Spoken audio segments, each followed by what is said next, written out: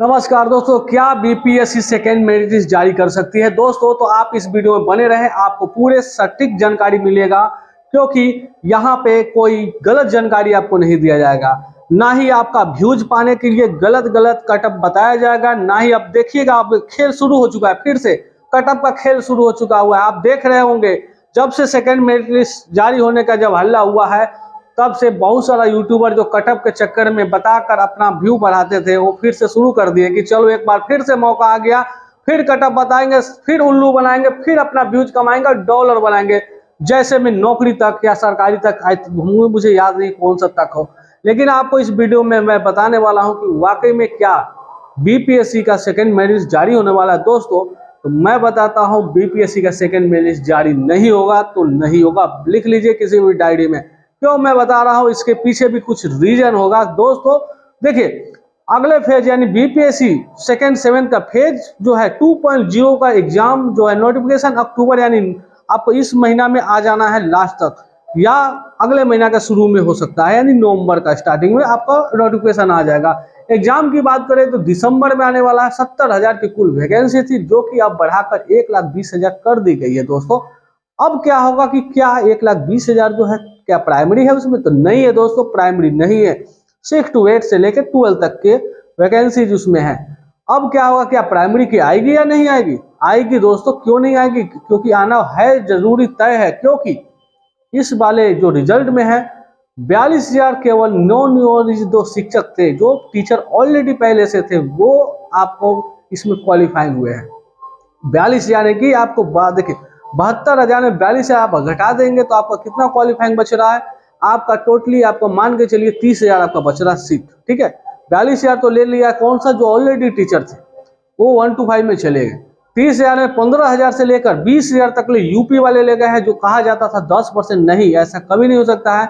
अगर 10% है तो मैं बीपीएससी के द्वारा मांग करता हूं कि चलिए आप एक काम कीजिए, आप जब आप कटअप जारी नहीं किए हैं तो आपको कटअप जारी करना होगा। जितने भी सिलेक्टेड बच्चे हैं उसका कटअप यानी कि कटअप चाहिए। ठीक है, प्लस नेम तो चाहिए ही चाहिए, आधार नंबर लगा होना चाहिए, आधार होना चाहिए। उसके बाद आपका दोस्तों स्टेट होना चाहिए, कहाँ का है वो स्टेट होना चाहिए।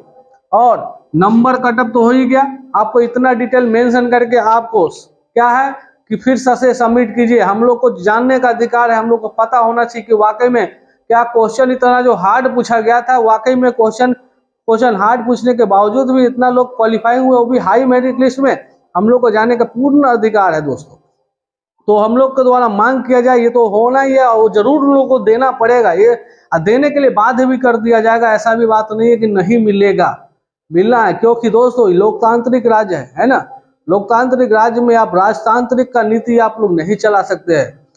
सीधे आप नंबर फेंक दिए, 72,000 का नंबर फेंक दिए, रोल नंबर पता ही नहीं चल रहा कौन किसका नहीं है।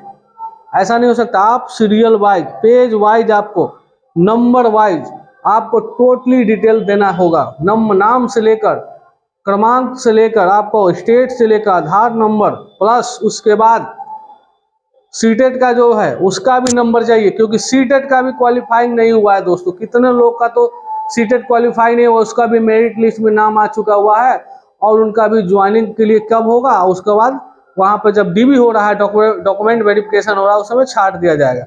अब बात आते हैं मेन मुद्दा पे, क्या बीपीएससी का सेकेंड मेरिट लिस्ट जारी होगा? तो देखिए, हम लोग कहाँ थे कि जब 1,20,000 का 6 to 8 से लेकर 9 to 10, 11, 12 का वैकेंसी आएगा, तो क्या 1 to 5 का नहीं आएगा? आएगा दोस्तों। ये वाला जो रेस्ट जो वैकेंट जाएगा, जो सीटें जो वैकेंट जाएगी, वो सीट आपको नेक्स्ट वैकेंसी में आ जाना है।